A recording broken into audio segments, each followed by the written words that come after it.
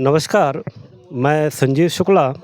आज हम पहुँचे हैं कोटा विकासखंड के एक छोटे से गांव उपका में।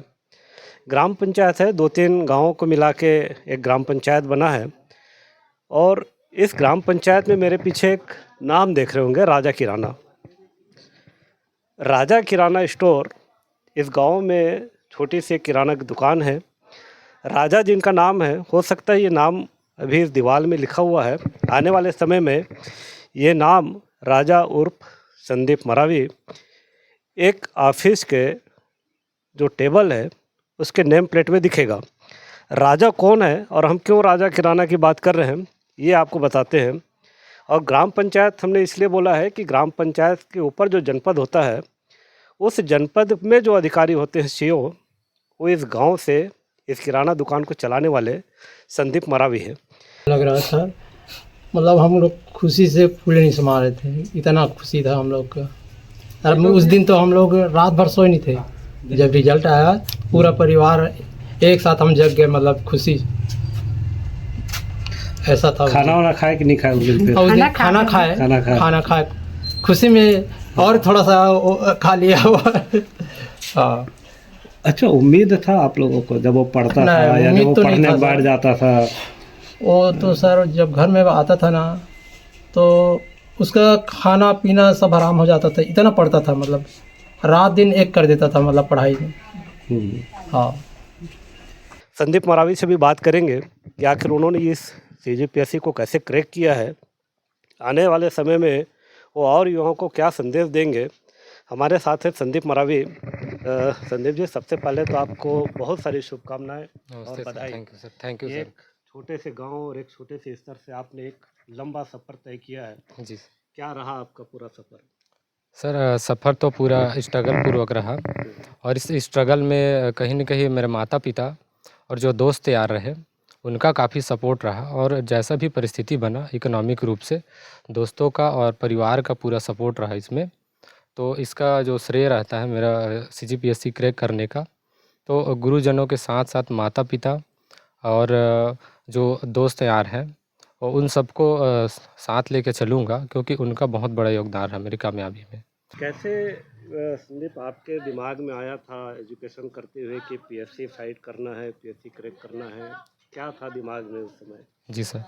सर, जिस टाइम पे हम ग्रेजुएशन कर रहे थे अपन अटल बिहारी वाजपेयी विश्वविद्यालय में, तो सर से मुलाकात हुई। हमने उनसे कोचिंग भी लिया था जब हम 11th में पढ़ रहे थे। पहले उनसे मुलाकात हो चुका था। तो हम जब सेकेंड ईयर में थे, तो जो भुवनेश्वर सिंह मरकाम जी हैं, वर्तमान में आबकारी उप निरीक्षक हैं, तो उन्होंने मार्ग बताया कि सिविल सर्विस है छत्तीसगढ़ में सीजीपीएससी करके, उससे जो है डिप्टी कलेक्टर, नायब तहसीलदार, जनपद सीओ बनते हैं करके। तो उन्होंने मार्गदर्शन दिया और कुछ चीज़ें बताई। उसके बाद सर हमने खुद से, उन्होंने प्री के लिए थोड़ा बहुत पढ़ाई कराया था। उसके बाद मेंस हो गया या इंटरव्यू हो गया, तो मेंस के लिए मुख्य रूप से हमने प्रारंभ से ही खुद से तैयारी प्रारंभ किया था। और इस बार जो टेस्ट वगैरह जो होती है मेंस के लिए, वो प्रॉपर दिलाए। उसके बाद सर कामयाबी मिली इस बार। जी, मेरा नाम दीपक कुमार है, दीपक कुमार मरावी। मैं ग्राम अटड्डा पतेरा पारा से हूँ।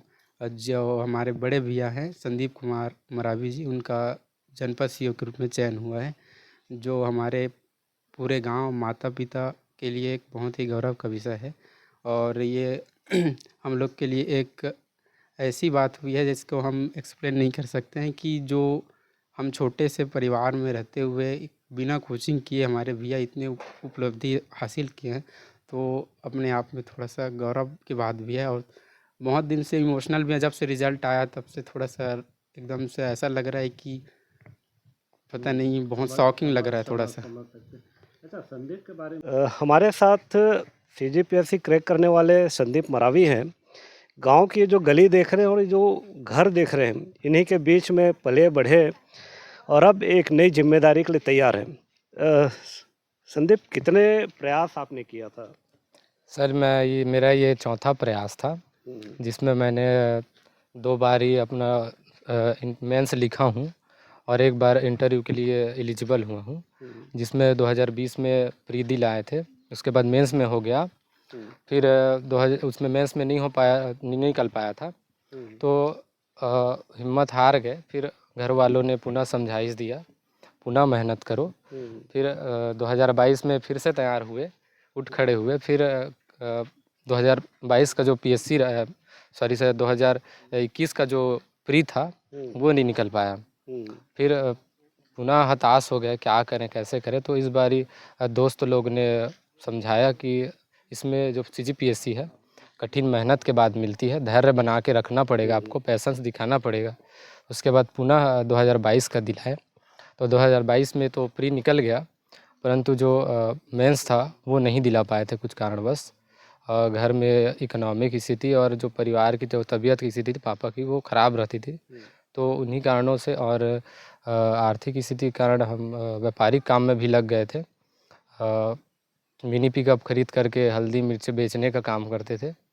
तो उसके बाद फिर कहीं न कहीं उसको छोड़ करके न लगा कि अपने पैशन से हम कहीं न कहीं दूर जाते जा रहे हैं, तो अपने पैशन को नहीं खोना है। पुनः उठ खड़े हुए फिर और अच्छे से मेहनत की इस बार। और दोस्तों का बहुत ज़्यादा सहयोग था, परिवार का तो सहयोग रहा, परंतु दोस्तों ने बढ़ चढ़ के इसमें सहयोग किया। और मेरी कामयाबी में दोस्तों का भी बहुत ज़्यादा योगदान रहा। कौन सा रैंक हासिल हुआ अभी आपको? सर मेरे को सीजीपीएससी 2023 में 447वीं रैंक प्राप्त हुई और हमारी कैटेगरी में अपना 33वां रैंक प्राप्त हुआ। क्या संदेश देना चाहेंगे आप गांव के युवा, विकास खंड के और पूरे प्रदेश के जो युवा आपको देख रहे हैं, देखेंगे आपको, क्या संदेश दे रहे हैं आप उनके लिए? सर मैं तो यही संदेश देना चाहूँगा कि एक प्रशासनिक अधिकारी के रूप में आप बनना चाहते हैं और आगे प्रयास करेंगे, तो एक प्रशासनिक अधिकारी में चाहिए धैर्य होना चाहिए, निर्णय क्षमता होना चाहिए। तो कहीं न कहीं अपना जो धैर्य है वो नहीं खोना चाहिए और लगातार इसमें मेहनत करते रहें, सफलता एक दिन आपको मिलेगी ही। कि मेहनत करने वालों की कभी हार नहीं होती, और ये सिर्फ कहावत नहीं है, ज़मीनी हकीकत भी है। क्योंकि हम जिनके साथ खड़े हैं ये उनका कोई पहला प्रयास नहीं था, इन्होंने चौथे प्रयास में सीजीपीएससी को क्रैक किया है। और ये बतलाता है कि यदि आप में धैर्य है, लगन है, मेहनत है और अपने लक्ष्य पर फोकस है तो आप कोई भी लक्ष्य प्राप्त कर सकते हैं। पहले प्रयास में इन्होंने प्री क्लियर किया, दूसरे प्रयास में प्री और मेंस क्लियर किया, इंटरव्यू क्लियर नहीं कर पाए। तीसरे प्रयास में मेंस भी क्लियर किया लेकिन इंटरव्यू नहीं दे पाए। और ये चौथा प्रयास था जब इन्होंने प्री भी क्लियर किया, मेंस भी क्लियर किया और इंटरव्यू भी क्लियर किया। और आज हमारे साथ खड़े हैं, बहुत जल्द किसी जनपद में अपनी जिम्मेदारी को निभाएंगे। और इनका भी कहना यही है और इन्होंने युवाओं को संदेश भी यही दिया है कि सफलता मिलेगी लेकिन उसके लिए मेहनत करना पड़ेगा, लगन लगानी पड़ेगी और हर परिस्थिति से गुजरना होगा, तब आप कामयाब होंगे। संजीव शुक्ला, दबंग न्यूज़ लाइव के लिए अटड्डा उपका से।